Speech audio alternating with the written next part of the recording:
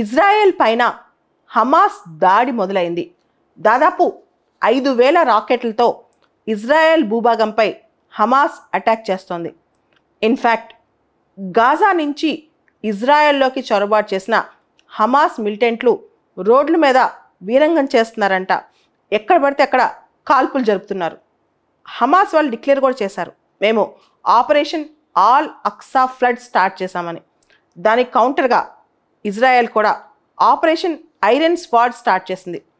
Israeli prime minister Benjamin Netanyahu ఇది escalation కాదు, ఇది ఆపరేషన్ కాదు, సిటిజన్స్ అందరూ యుద్ధం మొదలైంది, తయారుగా ఉండాలని చెప్పి డిక్లేర్ చేశారు, అలర్ట్ ప్రకటించారు.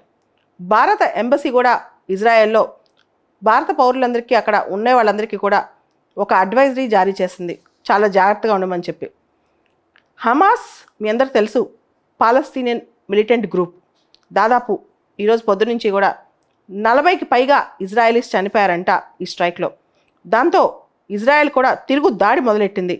ముఖ్యంగా హమాస్ గ్రూపు ఫస్ట్ స్ట్రైక్ చేశాం మేము అని చెప్పి ప్రకటించుకుందంట కూడా. గాజా స్ట్రిప్ సంబంధించి మీ అందరికి తెలుసు, హమాస్ మిలిటెంట్లు చాలామంది గాజా స్ట్రిప్లో తలదార్చుకున్నారని చెప్పి అంటూ ఉంటారు. బెంజమిన్ నెతన్యాహు చెప్పారు, హమాస్ ఊహించని విధంగా మూల్యం చెల్లించబోతోంది, మేము తిరిగి దాడి చేస్తున్నాం, హమాస్ను అంతం చేస్తామని చెప్పి ప్రకటించారు. అయితే హమాస్ మాత్రం ప్రపంచవ్యాప్తంగా ముఖ్యంగా మిడిల్ ఈస్ట్లో ఉన్న ముస్లిం గ్రూప్స్ తమకు హెల్ప్ చేయాలని చెప్పి, దేశాలు తనకు హెల్ప్ చేయాలని చెప్పి ప్రకటనలు జారీ చేస్తూ ఉందన్నమాట. ఇజ్రాయేలీ రక్షణ దళాలు కూడా మేము యుద్ధానికి సన్నద్ధంగా ఉన్నామని చెప్పి ప్రకటించేశాయి. ఇజ్రాయెల్ పాలస్తీనా సమస్య ఈరోజుది కాదు, 1948 నుంచి ఈనాటి వరకు పచ్చగడ్డేస్తే బగ్గుమంటుంది అక్కడ. చెప్పాలంటే రీసెంట్గా ఎందుకు ఇంత పెద్ద ఎత్తున హమాస్ మిలిటెంట్లు ఇజ్రాయెల్ పైన దాడి చేశారు?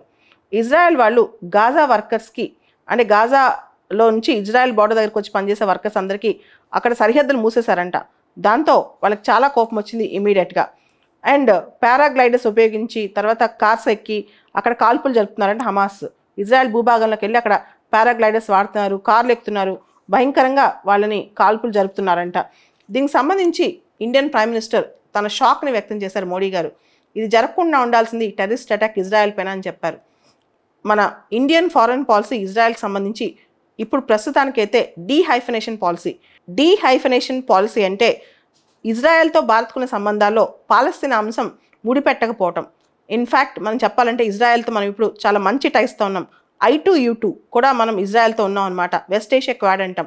ఇండియా, ఇజ్రాయెల్, UAE, USA అంత క్లోజ్గా మనం ఇజ్రాయెల్తో ఇప్పుడు మంచి సంబంధాలు కలిగి ఉన్నాం. డిఫెన్స్ సంబంధాలు అయితే బ్రహ్మాండంగా ఉన్నాయి ఇండియాకి ఇజ్రాయెల్కి మధ్య. ఈ సందర్భంగా గమనిస్తే ఇజ్రాయెల్ పైన జరిగిన దాన్ని మోడీ గారు ఖండించడం కూడా జరిగిందనమాట. ఓవరాల్గా ఇజ్రాయెల్ పాలస్తీనా మధ్య యుద్ధమే మొదలైనట్టు అనిపిస్తోంది. చెప్పాలంటే ఇది యుద్ధానికి దారితీసే పరిస్థితులు కనిపిస్తున్నాయి, యుద్ధం మొదలైనట్టే కనిపిస్తోంది. అయితే ఈ పరిస్థితిలో శాంతియుతంగా చర్చల్లో వీళ్ళు సాల్వ్ చేసుకుంటే ఎలాంటి అంశమైనా పనికొస్తుంది. కానీ గత 60-70 సంవత్సరాల ఇజ్రాయెల్ పాలస్తీనా చరిత్ర చూస్తే మాత్రం శాంతియుతంగా ముగిసే అవకాశం అసలు ఏమీ కనిపించట్లేదు.